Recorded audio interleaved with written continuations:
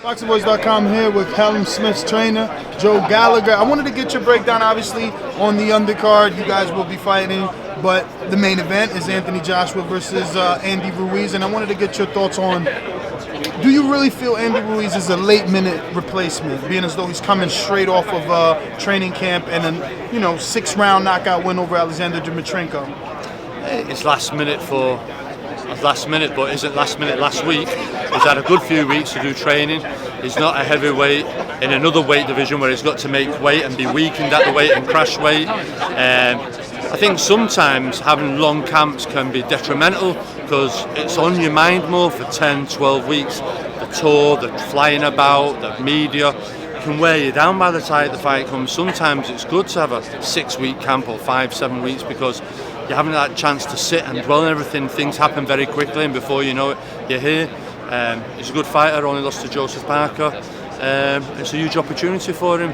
He either has to take it easy the first few rounds or stay out of trouble, try and draw Joshua down the straight, or he goes and gives it his best shot.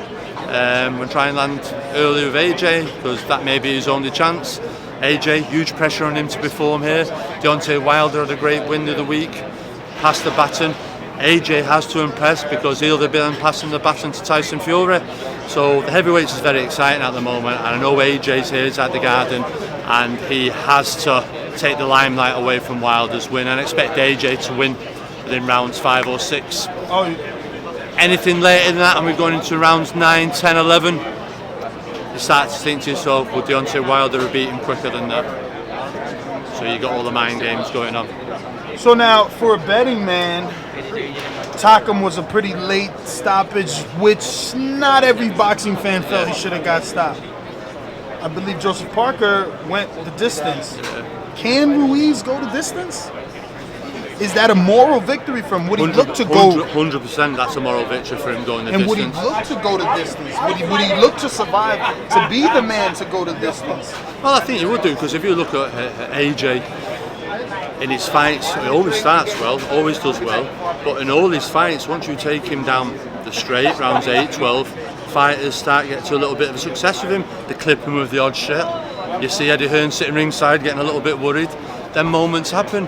If they've studied and watched it, that's a hard game to play because you've got to stay out of trouble for 6 rounds, and AJ brings it early in them 6 rounds. You've got to stay out of trouble if you can do, and you've still got enough in you to try and do something like that, then great, but it'll be more AJ walking onto something than Ruiz setting himself up for something. Shorter men, Dillian White, Carlos Takam, Alexander Povetkin had success with that left hook. Do you see the hand speed of Andy Ruiz playing any part in this fight? Are we going to see him have some success, or is he going to give us moments where we're afraid? Because we've seen AJ hurt. We haven't seen Ruiz hurt. No, we haven't. The thing was, boxing was great. Once you're before them lights. So I said to Andy Ruiz, has he fought in front of 20,000 as it the Garden holds? No. As Joshua, he's done 80,000. It's bread and butter for him. Under them bright lights, as I say, Broadway, you either shine or choke.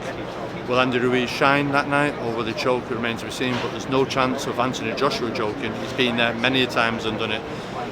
Whether there becomes a bit of a nonchalance to him about it now, that can be his undoing, but I do feel Ruiz's game, he's got a chance, the second Mexican chance to become a heavyweight champion of the world, and I think he's got to try and take that with both hands, but I just think always the better, bigger man always wins in them fights, and Joshua's the better, bigger man. If you enjoyed the video, feel free to hit the like, subscribe, and share. As always, if you want to support us to the next level, head over to the patreon.com/ThaBoxingVoice. We have tons of exclusive from Border Wars, from title, betting shows, the list goes on and on and on. But in addition to that, if you guys have questions for fighters, trainers, and promoters, this is where you can submit them. We will run out, get these questions answered, and put it back on the show just for you guys. Appreciate it. Peace.